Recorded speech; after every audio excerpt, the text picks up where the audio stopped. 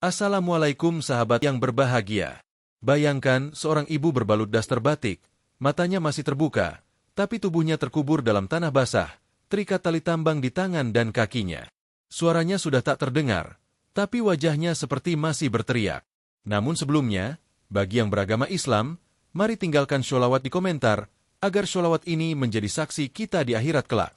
Jangan lupa juga like dan subscribe video ini untuk membantu menyebarkan dakwah Islam dalam bentuk cerita. Pagi itu matahari masih malu-malu di langit desa Kuncen. Burung pipit belum bernyanyi. Angin membawa aroma khas dapur desa, bercampur bau cucian yang dijemur sejak subuh. Dina, gadis 22 tahun, berdiri mematung di depan rumah mertuanya. Tangannya menggenggam sapu ijuk, tapi matanya sayu. Di wajahnya tak ada senyum. Hanya kelelahan yang tak sempat dibasuh air wudhu subuh tadi. Ia menikah muda. Suaminya, Fajar, adalah pemuda sopan dan lembut. Tapi seperti kebanyakan lelaki di kampung itu, ia juga diam di antara perang batin antara istri dan ibunya. Dina tinggal bersama mertua, tepatnya menjadi tulang belakang rumah tangga itu. Sejak azan subuh, ia sudah menyiapkan sarapan, menyapu halaman, mencuci baju, mengepel lantai, dan merawat mertuanya. Tapi ada satu yang selalu membuat hatinya ciut, Bu Siti. Mertua yang dari hari pertama pernikahan, sudah menatapnya seperti pengganggu. Pagi ini, Dina belum sempat menyapu halaman. Ia lebih dulu mencuci piring dan mengurus air minum. Baru saja ia mengangkat sapu, terdengar suara yang sudah sangat ia kenal. "Endok, piring masih numpuk. Kamu tuh kerja apa aja sih di rumah ini?" Dina menoleh pelan. Bu Siti berdiri di depan pintu dapur dengan daster warna hijau kusam. Rambutnya diikat asal. Di tangan kanannya, ada gelas kopi yang hampir tumpah karena gemetar oleh amarah. Dina menjawab dengan lirih. "Baru aja mau disapu, Bu. Piring nanti saya cuci." "Ya jangan nanti-nanti. Kamu tuh kalau nggak main HP, tidur." Punya mertua digituin? Enak banget jadi mantu kayak kamu. Suara Bu Siti makin keras. Tetangga sebelah rumah, Bu Imah, yang sedang menyiram bunga, mendongak. Matanya bertemu dengan mata Dina. Senyumnya iba. Ia hanya bisa bilang pelan, "Sabar ya, Enduk." Dina tersenyum kecut. Hatinya seperti diremas. Padahal, pagi itu ia sudah bangun sebelum ayam berkokok. Sudah mencuci baju seember, menyapu ruang tamu, dan masak sayur bening. Tapi karena satu piring belum dicuci, ia jadi bahan omelan seisi kampung. Saat malam tiba, Dina duduk di beranda, memeluk lutut. Suaminya belum pulang kerja. Suara tawa ibu-ibu dari pos ronda terdengar samar. Dan salah satu di antaranya, ia tahu betul tawa itu milik Bu Siti. Mertuanya sendiri, yang tak bosan menyebar cerita buruk tentang dirinya. "Endok itu pemalas. Nggak bisa kerja. Main HP mulu. Suami dipelihara, bukan dilayani." Padahal, semua itu fitnah. Dan fitnah, jika tak ditahan, bisa jadi bara dalam dada. Hujan gerimis turun perlahan. Dina memandang langit, lalu menutup matanya. Air matanya bercampur air hujan. "Ya Allah, aku ini menantu, bukan pembantu. Aku istri, bukan boneka." Tapi malam tak memberi jawaban. Ia hanya menggigil dalam diam. Subuh masih pekat ketika Dina menyibak tirai dapur dan menyalakan kompor. Tangannya cekatan menakar beras, merebus air, lalu memotong-motong daun singkong yang semalam dibelanjakan. Ia berusaha menyusupkan rasa tenang lewat hiruk-pikuk pekerjaan rumah, seolah kesibukan bisa membungkam batin yang terus meronta. Namun semua kerja keras itu kembali tak berarti, saat suara sendok dibenturkan ke piring terdengar dari ruang makan. "Sayurnya asin. Ini tuh bukan warung Tegal, Din. Belajar masak yang bener." "Napa?" teriak Bu Siti dari meja makan, sambil mendorong piring menjauh. Wajahnya ditekuk seperti mencicipi racun. Dina terdiam. Air rebusan di panci kecil mendidih, mengepul seperti dadanya yang menahan sesak. Ia menarik napas dalam-dalam, berusaha menelan semua hinaan seperti biasa. Tapi pagi itu, ada yang lain. Ia merasa sendirian. Kosong. Bahkan doa pun seperti enggan keluar dari bibirnya. Setelah sarapan yang dingin oleh omelan, Bu Siti menyisir rambutnya dan melangkah keluar rumah. Ia tidak lupa membawa tas kecil berisi dompet dan kipas tangan, tanda bahwa ia hendak ke rumah Bu Marni, tetangga sekaligus tempat ia biasa nongkrong bersama gerombolan emak-emak rumpi. Dina menatapnya dari balik jendela. Dari kejauhan, ia bisa mendengar suara mereka yang selalu berulang setiap hari. Bu Siti, mantunya itu masih susah diatur, ya? Jangan ditanya. Masih muda tapi manja. Kayak Tuan Putri, kerjanya main HP. Ya Allah, zaman sekarang menantu kayak gitu malah dibela suami. Coba zaman kita dulu. Tawa mereka meledak. Suara kipas tangan beradu dengan tangan gemuk yang menepuk paha. Dina hanya bisa mengelus dada. Ia merasa namanya dicincang seperti bawang merah, dilempar ke wajan fitnah yang panas dan meletup-letup.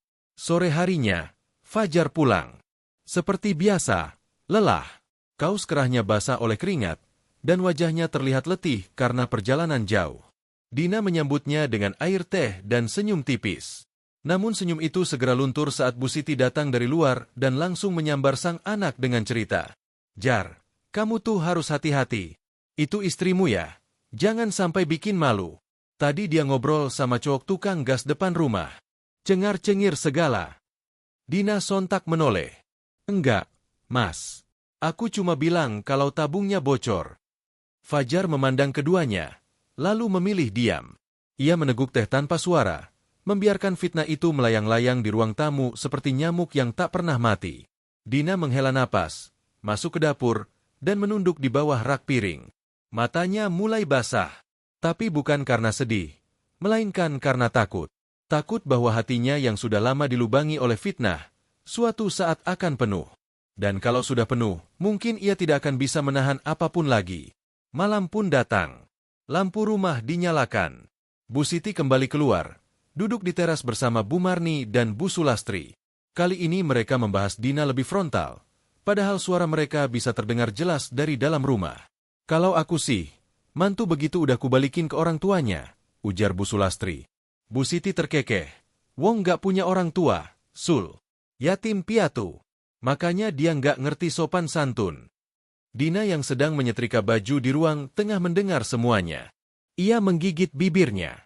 Wajahnya memucat. Matanya memerah. Ia pejamkan mata kuat-kuat. Tapi suara-suara itu tak kunjung hilang. Malam itu, Dina tidak tidur. Ia hanya duduk di pojok kamar, menatap ponselnya tanpa membuka layar. Tangannya gemetar. Hatinya rapuh. Dan di luar kamar, suara tawa Bu Siti masih terdengar. Tawa panjang yang terdengar seperti bayangan neraka bagi telinga Dina. Fajar sudah berangkat kerja sejak matahari baru mengintip dari balik bukit. Suaranya hanya menyisakan bunyi motor yang perlahan menghilang di tikungan. Rumah itu kembali sunyi. Dina berdiri di dapur, menggulung lengan bajunya sambil mulai menyapu remah-remah nasi yang jatuh sejak sarapan. Tangannya masih lembut, gerakannya pelan. Tapi wajahnya pucat, matanya sembab. Di atas meja masih tertinggal 2 piring makan. Satu bekas makan Bu Siti, satu lagi milik Pak Jaya, bapak mertua Dina, yang tadi sarapan tanpa banyak bicara. Dina belum sempat mencuci piring, karena memilih menyapu halaman lebih dulu. Ia tahu Bu Siti suka ngomel kalau halaman depan terlihat kotor dari luar. Tapi ia salah perhitungan pagi itu. Dina AA. Suara Bu Siti melengking dari dalam rumah. Dina sontak berhenti menyapu dan menoleh ke arah dapur. Ini kenapa piring belum dicuci? Emang kamu kerja apa aja dari tadi, ha? Nungguin piring ini nambah 3 keranjang dulu baru mau gerak. Dina buru-buru menaruh sapunya. Maaf, Bu. Saya baru selesai nyapu halaman. Mau langsung ke dapur habis ini. Jangan banyak alasan. Nyapu itu bisa nanti. Orang lewat juga nggak peduli halaman kamu kayak apa. Tapi ini, dapur. Bau amis, jijik. Bu Siti mengambil salah satu piring dan meletakkannya dengan suara keras di bak cuci. Air dalam gelas di sebelahnya tumpah membasahi serbet. Dina mendekat, mengangguk pelan, lalu mengambil piring itu. Namun saat ia menoleh, matanya tanpa sengaja melihat raut muka Bu Siti yang penuh kebencian. Bukan kesal sesaat, bukan jengkel sesekali, tapi benci. Dalam, hitam, seperti ingin melukai. Dan saat itu, untuk pertama kalinya, Dina merasa seluruh tubuhnya menegang. Ada sesuatu dalam dadanya yang menggumpal, seperti udara panas yang tak bisa keluar. Ia masih menahan, tapi wajahnya mulai berubah. Jemarinya gemetar saat memegang spons pencuci piring. Masya Allah, semoga aku kuat. bisiknya lirih. Tapi omelan itu belum selesai. Kalau kamu nggak sanggup jadi istri, nggak usah tinggal di sini. Bikin malu. Orang-orang di kampung ini juga udah enek lihat kamu cuma main HP, duduk-duduk manja, kerjaan rumah berantakan. Kata-kata itu menghantam keras. Dina tahu betul dirinya bukan pemalas. Ia tahu. Semua tetangga juga tahu. Tapi kalimat itu seperti cambuk terakhir yang memecah pertahanan di hatinya. Ia diam. Tak menyahut. Tapi dalam diam itu, dadanya sudah retak. Matanya berkaca-kaca. Tapi bukan tangis, lebih seperti bara. Bara yang tak punya tempat keluar, selain meledak. Siangnya, Dina kembali ke halaman. Ia membawa sapu dan mencoba menuntaskan pekerjaan yang tadi tertunda. Tapi di balik senyapnya angin siang, pikirannya terus berputar. Kata-kata Bu Siti menggema di telinga. Ia memandang ke arah semak-semak belakang rumah. Ada sesuatu di sana. Sebuah bayangan. Entah niat atau hanya lamunan. Tapi bayangan itu tak pergi. Menjelang sore, Dina duduk sendirian di dapur. Wajahnya kosong. Ia menatap piring bersih yang telah ia cuci. Air di baskom sudah diganti 2 kali. Tapi semua itu terasa hampa. Ia tak merasa bangga, tak merasa lega. Yang ada hanyalah rasa jenuh, lelah, dan dendam yang tumbuh tanpa permisi. Langit mulai mendung. Suara petir menggelegar dari kejauhan. Tapi tak sehebat gelegar di dalam batin seorang perempuan yang berkali-kali dipermalukan, difitnah, dan dianggap sampah. Malam itu Dina tak bicara sepatah kata pun pada siapa-siapa. Ia hanya menatap keluar jendela. Matanya gelap, wajahnya pucat, dan dalam hati kecilnya mulai tumbuh bisikan. Bukan dari setan, tapi dari luka yang sudah terlalu lama tak disembuhkan. Malam menutup kampung dengan sunyi yang mencekam. Lampu rumah-rumah tetangga mulai padam satu persatu, digantikan cahaya remang bulan yang memantul di genteng-genteng tua. Angin menyelinap dari celah jendela kamar, membawa hawa dingin yang menggerogoti tulang. Di kamar sempit itu, Dina duduk di tepi kasur. Matanya menatap kosong ke tembok, seperti tak sanggup lagi membedakan antara malam dan siang. Di tangannya, sebuah handuk kecil ia remas-remas hingga basah oleh keringat. Bukan karena panas, tapi karena hati yang tak bisa tenang. Fajar, suaminya, sudah tidur pulas di sebelah, tak tahu bahwa istrinya sedang duduk di tepi jurang rasa. Lelaki itu baik, ya, tapi terlalu diam. Terlalu sering pura-pura tak tahu. Bahkan saat istrinya diludahi harga dirinya di depan orang banyak. Dina ingin bicara, tapi setiap kali membuka mulut, hanya angin yang keluar. Tak ada kata yang bisa menjelaskan luka yang tak terlihat. Pagi tadi, setelah kejadian piring belum dicuci, Bu Siti kembali ke pos ronda. Dan cerita itu pun menyebar seperti api menyambar alang-alang. Bu Siti tadi ngamuk lagi. Katanya si Dina itu pemalas. Ya. Ya ampun, padahal baru nikah loh. Belum genap setahun. Katanya tuh mantu suka main HP, kerjaan rumah dilalaikan. Kalau saya sih udah suruh pulang aja. Bikin malu aja. Dina mendengarnya. Ia mendengar semua dari balik tirai jendela dapur. Padahal, tangan kirinya masih basah oleh sabun cuci. Tapi hatinya seperti diperas. Digosok. Digesek. Dihina. Yang paling menyesakan, semua itu disebarkan oleh orang yang seharusnya melindungi. Orang yang ia panggil, ibu. Orang yang selalu ia sediakan segelas teh hangat setiap pagi. Orang yang sudah beberapa kali ia bantu pijit kakinya yang pegal. Semua itu seperti tak pernah cukup. Dina tak tahu apa lagi yang harus ia lakukan. Hatinya lelah. Saat malam datang lagi, Dina keluar ke halaman belakang. Ia berdiri di dekat semak, tempat ia biasa membuang air pel. Di sana, di tempat itu, angin lebih kencang. Tanahnya lebih lembab. Dan di situ, pikirannya mulai berubah arah. Ia memejamkan mata. Dalam kepalanya, terlintas wajah Bu Siti. Wajah penuh amarah. Mulut yang tak pernah lelah memaki. Lalu tiba-tiba, bayangan itu ia ikat dengan tali. Ia seret ke tanah. Ia gali lubang. Dan ia tanam di situ, dalam-dalam. Dina membuka mata. Dadanya berdegup cepat. Tangannya menggenggam ujung daster.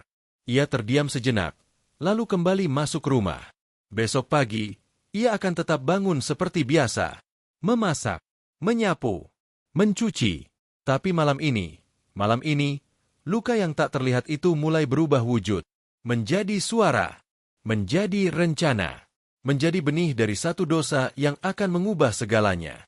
Pagi itu, langit tampak terang, tapi dada Dina terasa kelabu. Udara segar yang biasanya ia hirup saat menyapu halaman, kini tak lagi terasa menyenangkan. Hatinya terlalu penuh. Bahkan embun yang menetes di ujung daun pun tak bisa meredakan panas yang membakar di dalam. Di meja makan, Bu Siti sudah duduk lebih dulu. Di hadapannya, sepiring nasi uduk yang baru saja Dina sajikan, lengkap dengan telur dadar dan sambal goreng kentang. Dina berdiri di samping, menunduk, menunggu komentar. Tapi bukan terima kasih yang keluar dari mulut mertua itu. Telurnya gosong. Sambalnya terlalu asin. Kamu tuh masak pakai hati nggak sih? Bu Siti mendorong piring dengan kesal, membuat sendok jatuh ke lantai. Dina memungut sendok itu pelan-pelan. Ia tidak bicara. Matanya menatap lantai, tapi pikirannya kemana-mana. Kepada hari-hari lalu yang selalu sama. Dimaki, direndahkan, dicaci, tanpa jeda. Semenit kemudian, Pak Jaya turun dari kamar atas. Lelaki tua itu hanya mengangguk singkat, lalu makan dalam diam. Dina segera menuangkan teh ke gelasnya. Ia memperlakukan bapak mertuanya dengan hormat, walau pria itu tak banyak bicara. Tapi pagi ini, bahkan Pak Jaya pun tampak malas menatap wajahnya. Sudah, kamu sana sapu halaman, bentak Bu Siti tiba-tiba. Dina tersentak. Saya belum sarapan, Bu. Lah, emangnya kamu buruh yang harus makan dulu baru kerja? Jangan manja. Bikin malu aja. Suara Bu Siti nyaring. Meja makan yang sempit itu terasa seperti panggung penghinaan yang tak pernah berhenti. Dina menggenggam ujung bajunya. Ia tahu suara itu terdengar sampai teras. Ia tahu, tetangga sebelah pasti mendengar semuanya. Tapi tak ada yang akan datang menolong. Tak ada yang akan membela. Dengan langkah pelan, Dina berjalan keluar.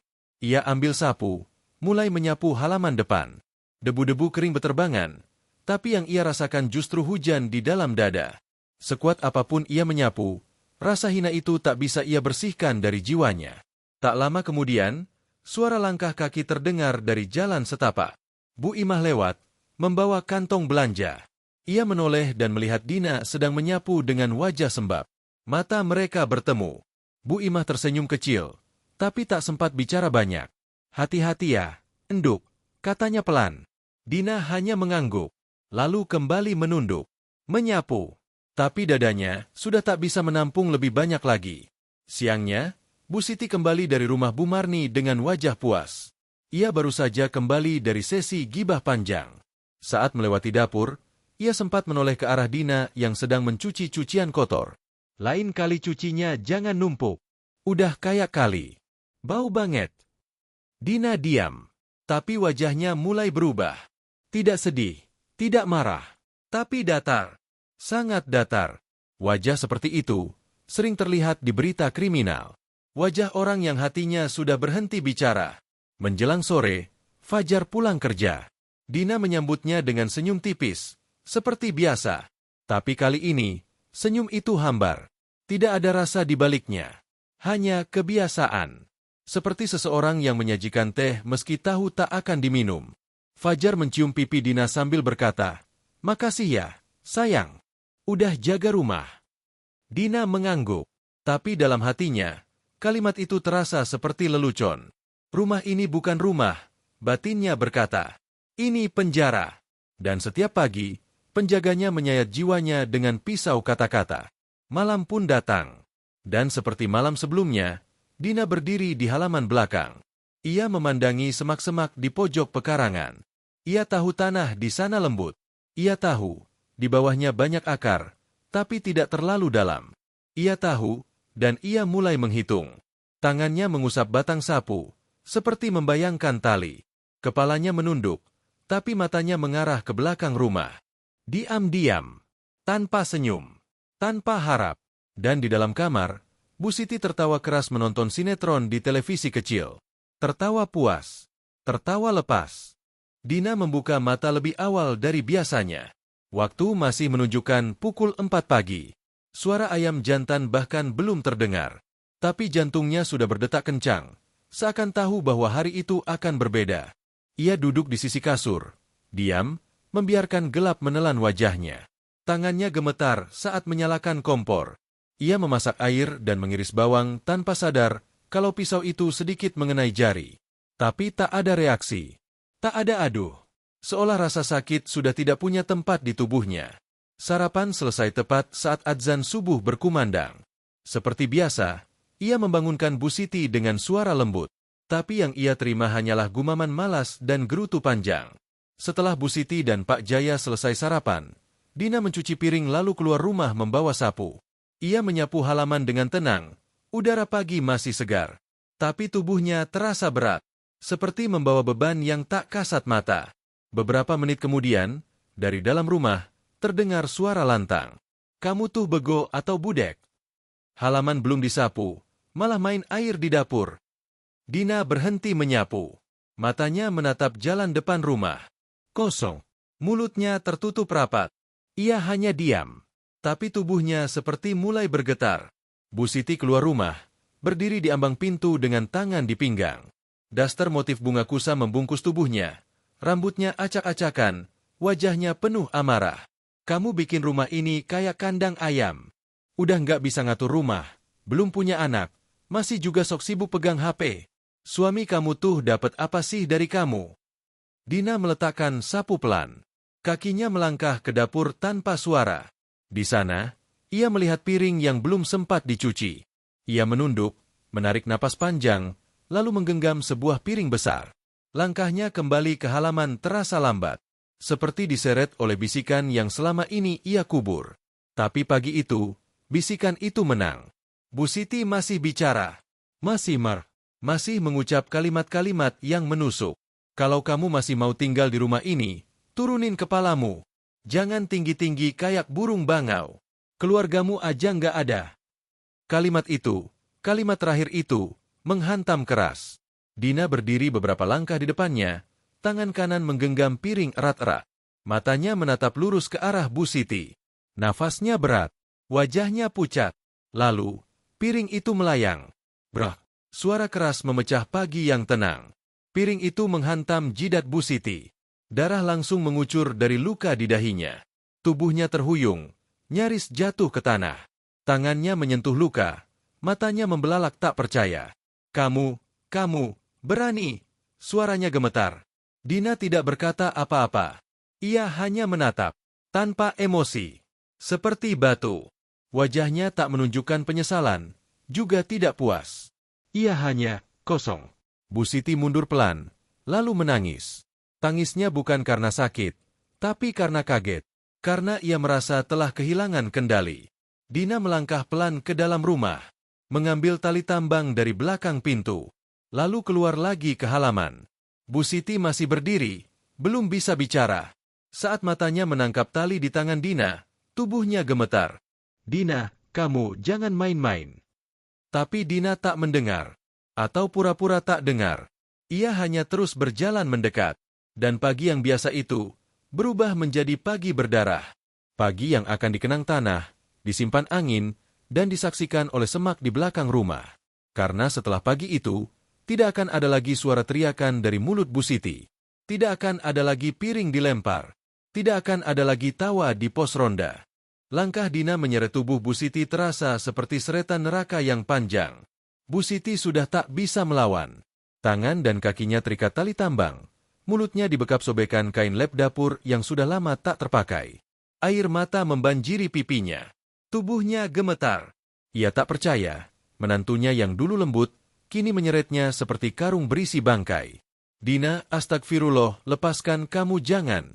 "Nak." Suara Bu Siti tertahan oleh kain di mulutnya. Hanya gumaman dan tangisan lirih yang terdengar. Tapi Dina tak berhenti. Wajahnya datar. Matanya merah. Di dadanya, rasa lelah dan amarah bersatu seperti api dan bensin. Ia menarik tali itu melewati pekarangan, menuju ke balik semak di sudut halaman belakang. Tempat yang selama ini hanya dilewati ayam dan kucing kampung. Tempat di mana tanahnya gembur karena sering terkena limpasan air. Semalam, Dina sudah menggali lubang di situ. Ukurannya kira-kira 1 meter lebih. Ia menggali dengan tangan kosong dan cangkul kecil. Tidak dalam, tapi cukup untuk menyembunyikan tubuh seseorang. Cukup untuk menutup aib yang telah membusuk selama ini. Langkah terakhir terdengar lirih. Daun-daun kering berdesir di bawah kaki Dina. Ia menurunkan tubuh Bu Siti ke sisi lubang, lalu membuka ikatan di mulutnya. Bu Siti berteriak, tapi tidak keras. Tenggorokannya sudah kering oleh panik. Yang keluar hanyalah suara serak yang menyayat hati. Dina, Allah tahu. Nak, jangan begini. Aku ini, ibu dari suamimu. Dina hanya menatapnya. Dingin, tanpa air mata. Bahkan tak ada amarah di wajahnya. Yang ada hanya kekosongan yang mencekam. Ia mengambil cangkul, berdiri di sisi lubang, lalu menunduk. Maaf, Bu. Suaranya pelan, hampir seperti bisikan. Saya nggak mau begini. Tapi ibu yang mendorong saya sampai sini. Bu Siti berteriak lagi. Tubuhnya menggeliat. Tapi ikatan di tangan dan kaki terlalu kuat. Dina tak memberinya waktu lebih lama. Ia mulai menimbun. Cangkul pertama jatuh ke perut Bu Siti. Tanah lembab menempel di dasternya. Ia meronta. Dina mengayunkan lagi. Tanah mengenai wajahnya. Tubuhnya. Kakinya. Dina A. Astagfirullah. Dina A. Asta. Suaranya makin kecil. Tanah makin banyak. Dina mencangkul cepat. Berkeringat. Nafasnya berat. Tapi ia terus melakukannya. Terus. Sampai lubang itu penuh. Sampai tubuh yang tadi menangis itu tak lagi bersuara. Sampai semua yang pernah menyakitinya lenyap dalam diam. Ia merapikan tanahnya. Menutupinya dengan semak dan daun kering. Lalu berdiri. Menatap karyanya. Dan menarik napas dalam-dalam. Tidak ada darah. Tidak ada luka terbuka. Tapi rasa bersalah mulai merayap dari ujung kakinya.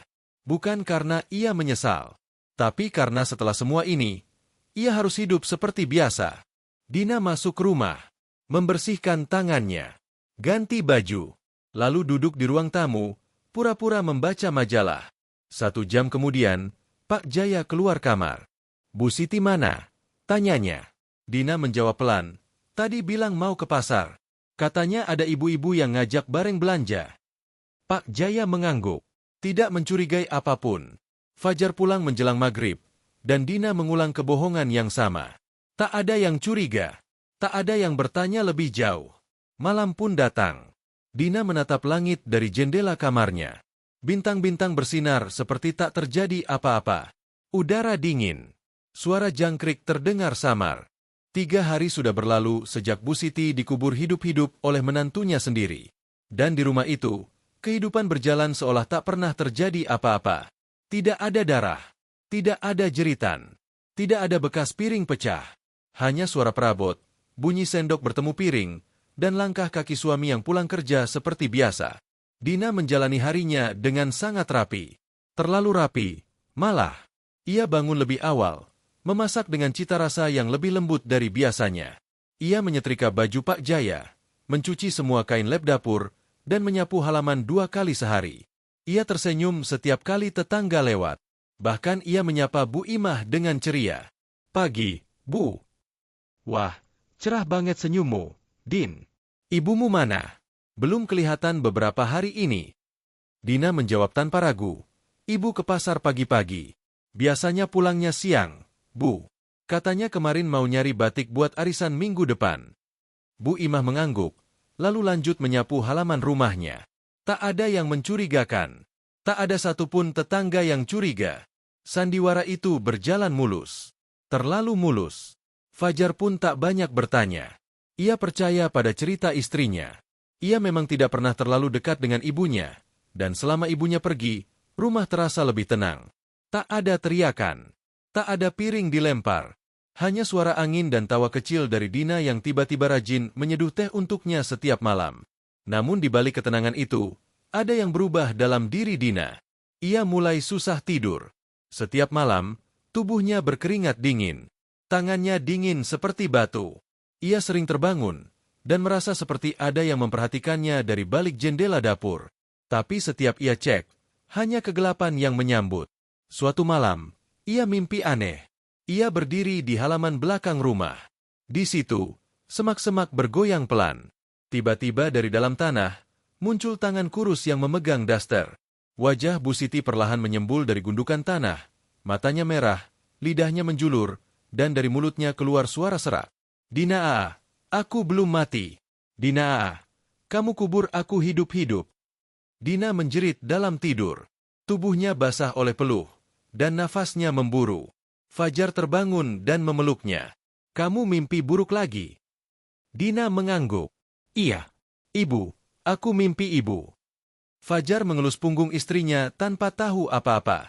Ia hanya mengira istrinya trauma karena sering dimarahi ibunya dulu.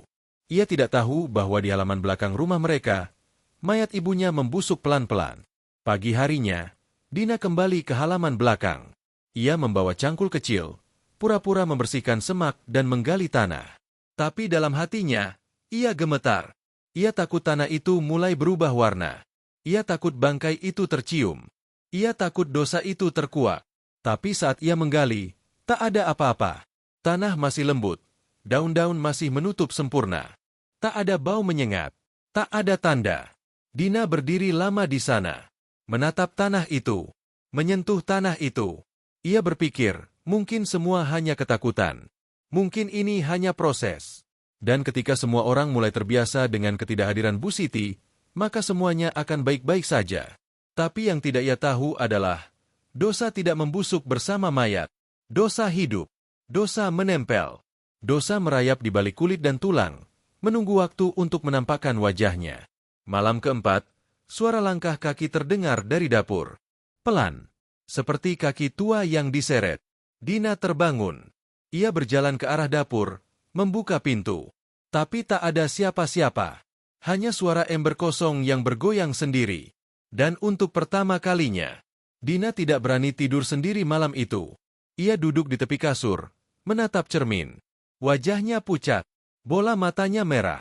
Dan di cermin itu, untuk sepersekian detik, ia melihat bayangan perempuan dengan daster kusam berdiri di belakangnya. Tapi saat ia menoleh, tidak ada siapa-siapa. Pagi hari kelima sejak Bu Siti menghilang, udara di rumah mulai berubah.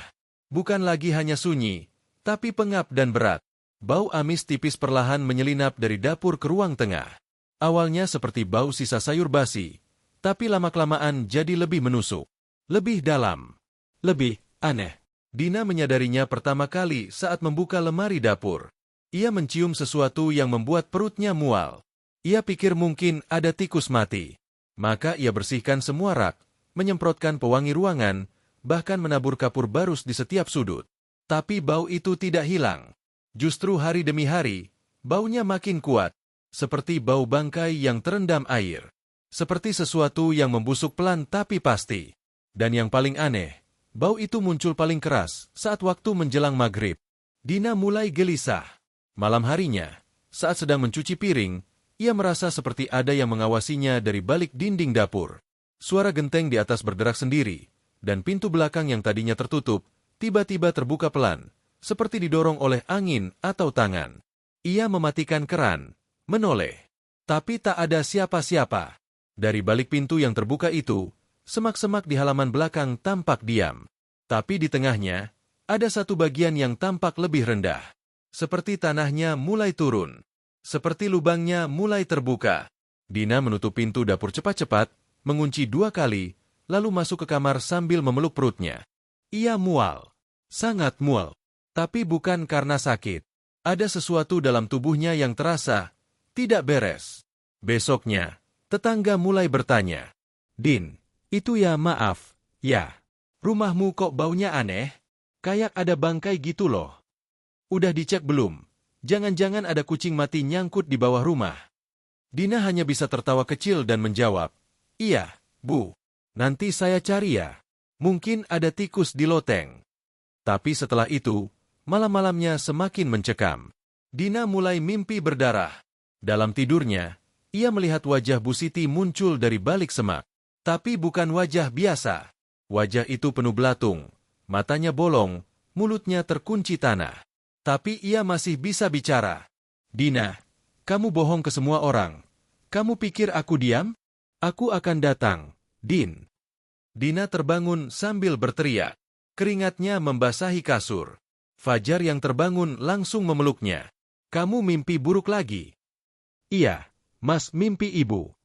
Fajar mencoba menenangkan, tapi matanya mulai bingung. Istrinya berubah. Tubuhnya kurus dalam waktu 5 hari. Wajahnya pucat, dan tiap malam menggigil ketakutan. Sore itu, bau bangkai semakin parah.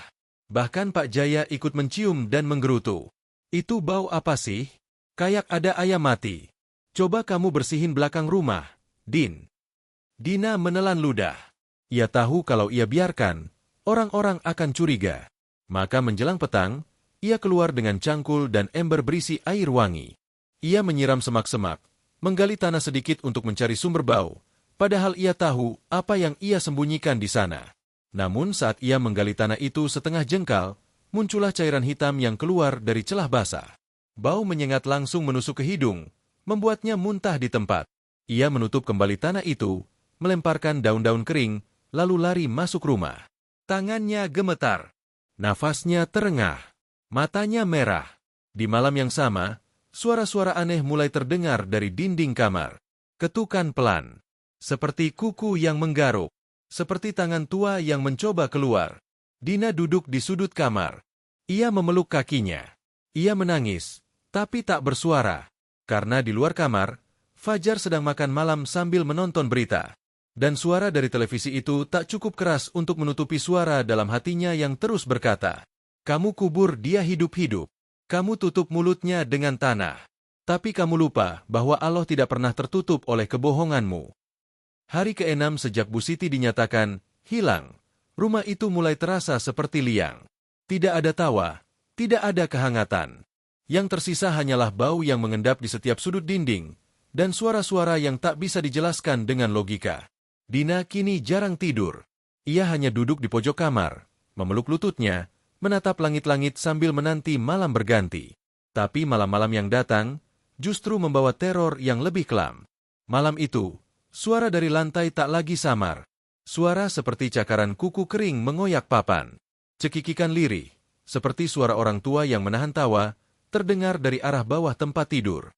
Dina menutup telinganya, tapi suara itu justru masuk ke dalam kepalanya. "Dina, aku belum mati.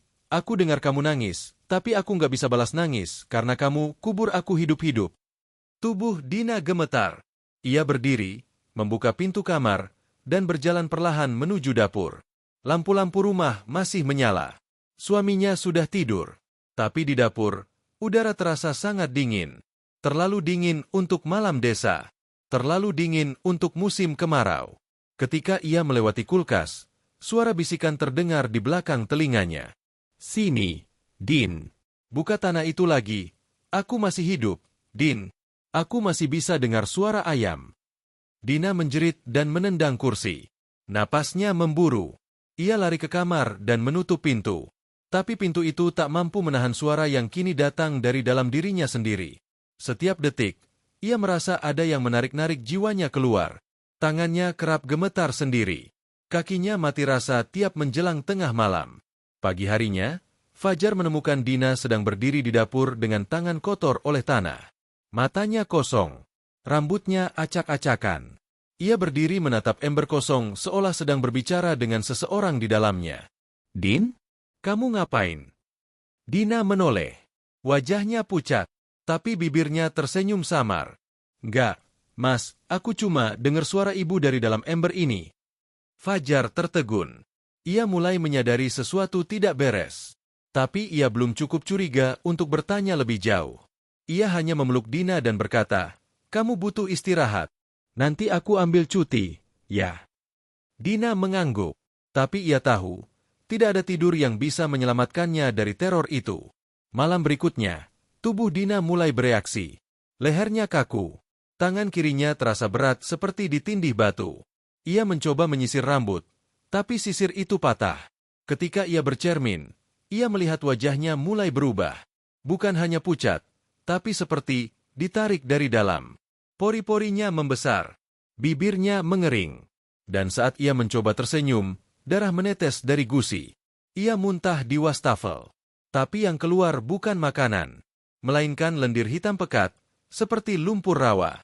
Ia menangis. Ia menyebut nama Allah. Tapi tiap kali lidahnya mengucap doa, telinganya seperti mendengar suara Bu Siti ikut mengulang. "Astagfirullah, astagfirullah. Tapi kamu tetap ngubur aku hidup-hidup." Esok paginya, seluruh tetangga mencium bau tak wajar dari halaman belakang. Beberapa mulai bertanya. Bahkan Pak Jaya mulai curiga. Dina, ibumu ini ke pasar. Kok nggak pulang-pulang? Sudah hampir seminggu. Iya, Pak, katanya nginap di rumah kerabatnya. Kerabat yang mana? Dia nggak pernah cerita punya saudara. Dina hanya menunduk. Ia tahu. Waktu sedang berjalan menuju kebusukan yang tak bisa ia tutupi lagi. Dan di malam ketujuh, teror itu mencapai puncaknya. Saat sedang tidur, Dina mendengar langkah pelan masuk ke kamarnya. Lantai berderit satu persatu. Ia membuka mata, tapi tubuhnya tak bisa digerakkan. Lumpuh. Hanya mata yang bisa bergerak. Di ujung kasur, seseorang berdiri. Daster hijau. Rambut kusut. Dahi berdarah. Wajah Bu Siti. Ia tidak berkata apa-apa. Ia hanya menatap. Dengan mata kosong. Dan dari mulutnya, keluar tanah. Tanah basah. Mengalir turun ke lantai. Dina menjerit. Tapi tak ada suara. Ia pingsan. Dan saat fajar menyingsing, ia terbangun dengan tangan dan kaki penuh luka goresan. Bantalnya sobek. Dan di sudut kamar. Hari ke-8. Bau itu tak lagi hanya terasa di dapur atau halaman belakang. Kini ia mengendap di kamar tidur, di sela lipatan sprei, di bawah meja makan, di setiap inci rumah yang dulu begitu Dina rawat. Seisi rumah seperti terkutuk. Dan yang paling menakutkan, bau itu kini seolah berpindah ke tubuhnya sendiri. Pagi itu, saat sedang menyisir rambut di depan cermin, Dina memperhatikan kulit lehernya yang mulai mengelupas. Kemerahan, lalu menipis, lalu meneteskan cairan bening seperti luka bakar. Ia menyentuhnya pelan, dan rasa perihnya membuat tubuhnya bergetar. Ia mundur dari cermin. Tapi saat ia menyentuh pipinya, kulitnya seperti kertas basah. Lapuk. Rontok. Tangannya yang biasanya lentik, kini penuh gurat kebiruan. Ujung jarinya mulai menghitam. Kuku-kukunya retak, dan dari bawahnya, keluar bau busuk yang lebih parah dari bangkai tikus. Dina panik.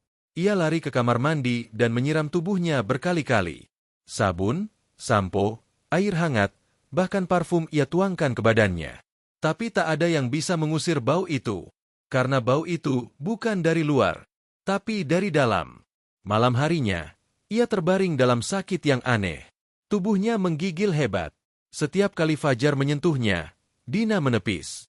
Jangan, Mas, badanku panas tapi dingin.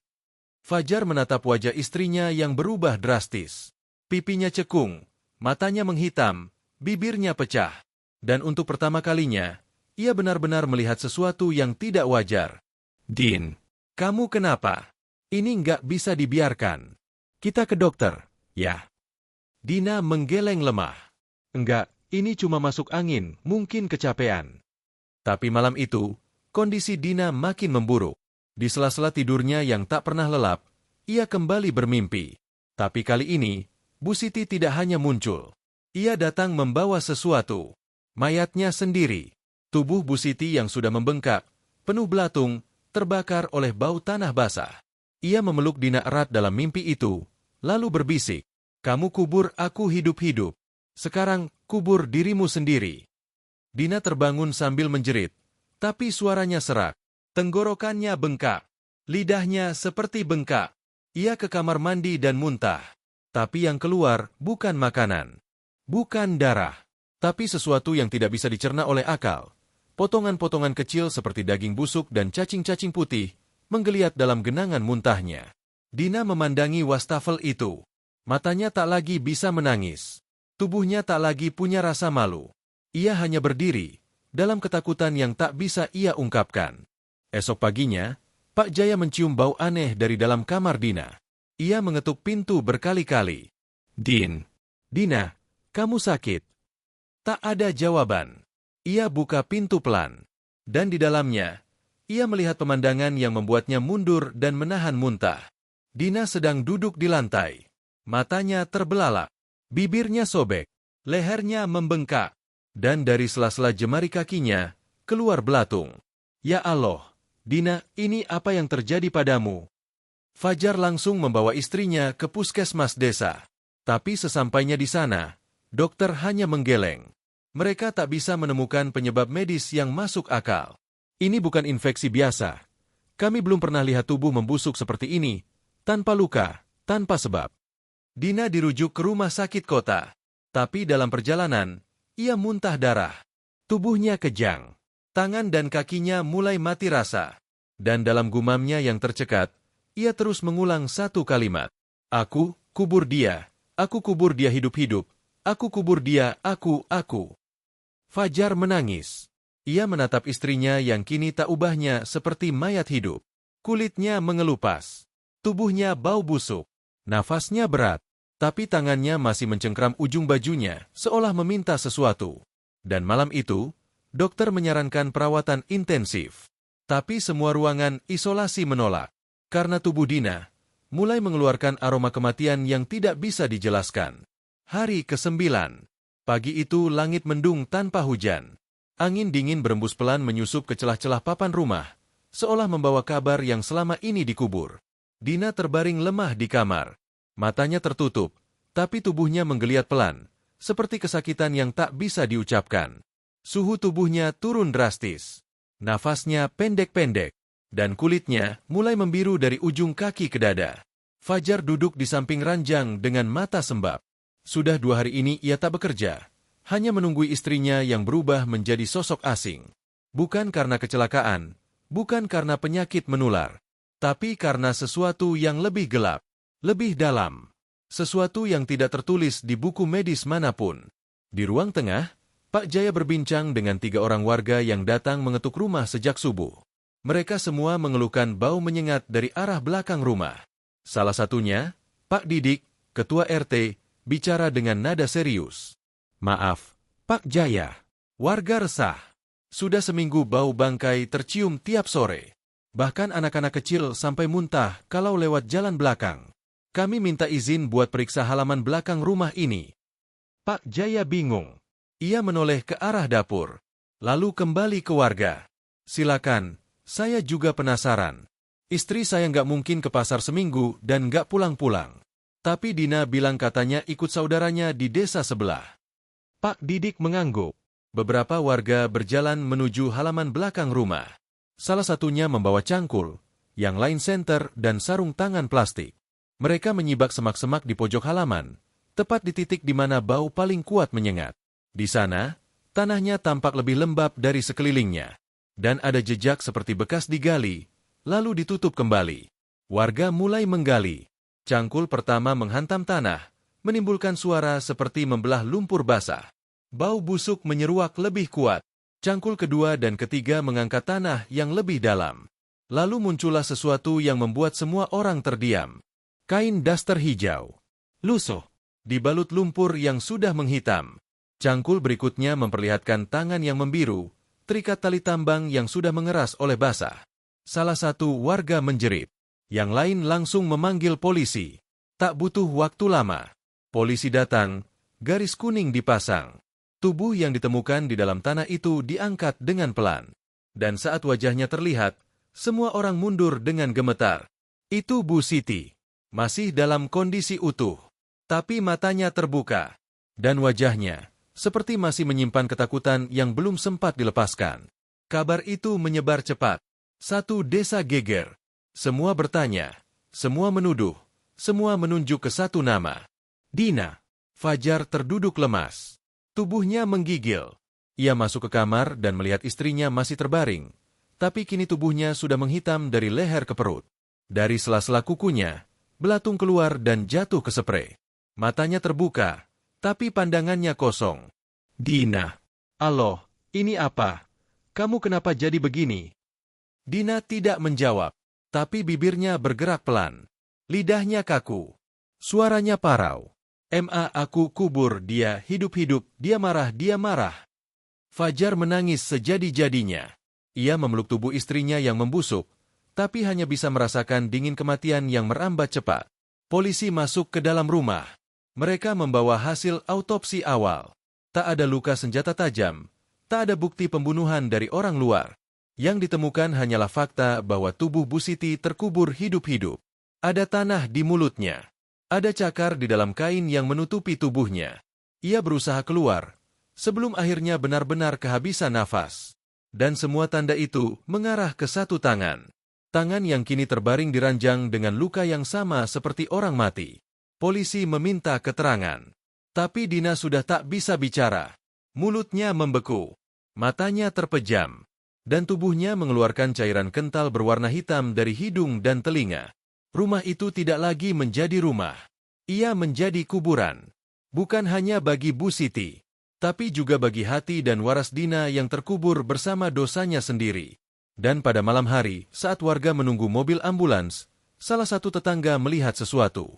Hari ke-10. Rumah itu kini seperti dikurung oleh udara yang berat dan menggumpal. Warga sekitar tak berani lewat terlalu dekat. Bahkan anak-anak kecil dilarang bermain di depan pagar. Tak ada lagi suara sapu menyentuh tanah. Tak ada aroma sayur dari dapur. Yang ada hanya diam. Dan bau kematian yang tak kunjung hilang. Dina masih terbaring di ranjang kamar. Namun kini tubuhnya benar-benar tak bisa dikenali. Kulitnya telah melepuh hampir di seluruh bagian. Daging pipinya surut, meninggalkan tulang menonjol. Mata kirinya bengkak dan menghitam, dan bibirnya robek seperti dikunyah dari dalam. Tangan kanannya mengepal, tapi bukan karena tenaga, melainkan karena saraf-sarafnya mengunci dalam kesakitan. Fajar hanya duduk di pojok ruangan. Ia tidak menangis lagi. Sudah tak sanggup. Matanya kosong. Tubuhnya kaku, pikirannya hancur. Sejak makam Bu Siti ditemukan, polisi datang setiap hari. Tapi pemeriksaan mereka tak bisa lama. Karena setiap kali masuk ke kamar Dina, petugas medis dan penyidik harus menutup hidung. Bau yang keluar dari tubuh Dina tidak bisa diatasi oleh masker atau alat bantu pernapasan biasa. Dokter dari rumah sakit kota yang sempat memeriksanya hanya bisa geleng-geleng kepala. Tubuh ini membusuk seperti mayat. Padahal denyut jantungnya masih ada. Ini bukan penyakit. Ini bukan medis. Saya tidak punya jawaban. Hari itu, kulit bagian punggung Dina mulai mengelupas sendiri. Potongan-potongan daging jatuh ke bawah ranjang. Dan setiap malam, belatung baru terus bermunculan. Seolah tubuh itu memang sedang dikerumuni dari dalam, bukan dari luar. Dina tidak bisa bicara. Tapi lidahnya terus bergerak. Dalam gumam yang sulit didengar, satu kalimat terus terulang. Sakit aku, dimakan, aku, dikubur, aku dikubur. Kadang ia menyebut nama Bu Siti. Kadang hanya berteriak lirih dengan suara seperti besi berkarat. Pak Jaya memilih tinggal di rumah tetangga. Tak sanggup melihat kondisi menantunya yang dulunya lembut kini berubah menjadi makhluk hidup setengah mati. Ia hanya berpesan pada Fajar. Kalau waktunya tiba, jangan lawan. Ikhlaskan. Ini bukan lagi urusan kita. Malam itu, suara ketukan kembali terdengar dari dinding kamar. Tapi kali ini bukan hanya dari satu sisi. Ketukan itu datang dari lantai, dari dinding kiri dan kanan, dan dari atas langit-langit. Seperti suara tanah runtuh. Seperti ada yang menggali dari dalam rumah. Dina kejang. Tubuhnya melengkung seperti ditarik dari tulang belakang. Dari mulutnya keluar darah bercampur tanah. Dan saat ia membuka matanya, bola matanya putih semua. Tak ada hitam, tak ada fokus. Bunuh aku dikubur hidup-hidup. Aku juga, tolong kuburkan aku. Fajar menjerit histeris, memanggil warga. Beberapa orang masuk, membawa alat bantu, tapi mereka semua terpaku melihat tubuh Dina. Tangannya membusuk sampai ke tulang. Di pergelangannya, tali tambang membelit sendiri entah dari mana. Mulutnya terkoyak, dan darah mengalir ke bantal. Tapi yang paling membuat semua orang mundur bukan itu. Dari punggung Dina, keluar 2 ekor belatung besar yang bergerak perlahan, menggeliat seperti ular kecil. Mereka turun ke lantai, lalu mati begitu saja. Pagi itu, suara adzan subuh berkumandang sayu. Dan untuk pertama kalinya sejak awal cerita ini, rumah itu benar-benar sunyi. Tidak ada tangis. Tidak ada jeritan. Dina telah meninggal dunia. Tubuhnya dibawa ke pemakaman oleh 4 orang petugas khusus. Tapi saat hendak dikuburkan, tanah liang lahat yang sudah disiapkan mengeras seperti batu. Sekop tidak bisa masuk. Cangkul mental. Tanah itu menolak. Akhirnya, atas izin desa, jasad Dina dipindahkan ke pemakaman umum luar dusun, di tempat yang paling jauh, di dekat area pembuangan sampah. Di sana, tanah baru bisa digali. Di sana, jasadnya dikebumikan tanpa doa. Tanpa tahlil, tanpa satupun keluarga yang ikut menurunkan. Dan saat liang lahatnya ditutup, terdengar suara angin yang aneh, seperti napas panjang yang dilepaskan dari dalam tanah. Desa itu tidak akan pernah sama lagi. Hari demi hari berlalu sejak pemakaman Dina. Tapi bagi warga desa Kuncen, semuanya belum selesai. Justru setelah jasad itu dikuburkan, gangguan baru mulai muncul. Gangguan yang membuat desa kecil itu berubah menjadi tempat sunyi yang dihindari setiap orang, bahkan penduduknya sendiri. Pemakaman di tepi desa, tempat Dina dimakamkan, perlahan berubah menyeramkan. Setiap malam, warga sekitar mendengar suara jeritan dari arah makamnya. Bukan jeritan biasa. Suaranya parau, seperti tenggorokan yang terendam air, diselingi bunyi cekikikan panjang yang membuat bulu kuduk berdiri. Lepaskan aku, tolong, jangan, aku panas, panas, aku dikubur. Suara itu berulang, kadang samar, kadang jelas, tapi selalu datang ketika langit mulai gelap dan lampu jalan padam. Warga yang tinggal di sekitar pemakaman tak berani keluar rumah setelah maghrib. Bahkan ayam dan anjing pun tak mau mendekati area itu. Di malam ke-13, Pak Jaya bermimpi aneh. Ia melihat Bu Siti berjalan dengan daster robek dan wajah penuh luka, berdiri di depan pintu rumahnya. Wajahnya datar, tapi matanya merah menyala. Anakku dikubur hidup-hidup, lalu yang menguburnya dikubur lebih hidup dari yang pernah kau bayangkan. Pak Jaya terbangun dengan tubuh gemetar. Ia segera mengambil air wudhu, lalu menangis dalam sujudnya. Hatinya hancur. Ia kehilangan istri dan menantunya dalam waktu bersamaan dengan cara yang paling tak masuk akal. Tapi dalam hatinya, ia tahu semua ini bukan sekadar tragedi. Ini balasan. Ini hukuman yang turun dari langit dan menyentuh tanah. Fajar pun tak lagi tinggal di rumah itu. Sejak malam kematian Dina, ia memilih tinggal di kontrakan kecil dekat pabrik tempatnya bekerja. Ia tak bicara banyak. Kepalanya selalu tertunduk. Wajahnya tirus. Rambutnya mulai memutih dalam waktu singkat. Pernah sekali ia kembali ke rumah lamanya untuk mengambil pakaian. Tapi saat membuka pintu, ia mencium bau busuk menyengat yang seharusnya sudah tak ada. Rumah itu kosong, tapi suasananya berat. Dan di tengah ruang tamu, ia menemukan seikat tali tambang tergulung rapi di atas meja makan. Ia tidak mengambil apapun. Ia keluar. Dan sejak itu, ia tidak pernah kembali. Waktu berjalan, tapi tanah di atas kuburan Dina tak pernah mengering. Setiap kali hujan turun, hanya tanah di atas kuburnya yang menjadi lumpur pekat berwarna hitam. Bahkan rumput tak pernah tumbuh di sana. Seperti bumi menolak. Seperti Allah menunjukkan bahwa tidak semua jasad diterima. Para penggali kubur bercerita, setiap malam saat mereka lewat untuk menuju musola kecil di ujung jalan, mereka mendengar langkah kaki mengikuti dari belakang. Tapi saat mereka menoleh, tak ada siapa-siapa. Hanya angin dan bau tanah busuk yang menempel di hidung. Suatu hari, salah satu anak kecil yang bermain petak umpet tak sengaja bersembunyi di balik nisan Dina. Ia menangis keras tak lama kemudian, lalu demam tinggi semalaman. Saat ditanya apa yang ia lihat, anak itu menjawab lirih sambil menatap lantai. Ada tante, matanya bolong, dia minta tolong, dia minta digali lagi. Sejak kejadian itu, warga membuat pagar bambu mengelilingi makam tersebut.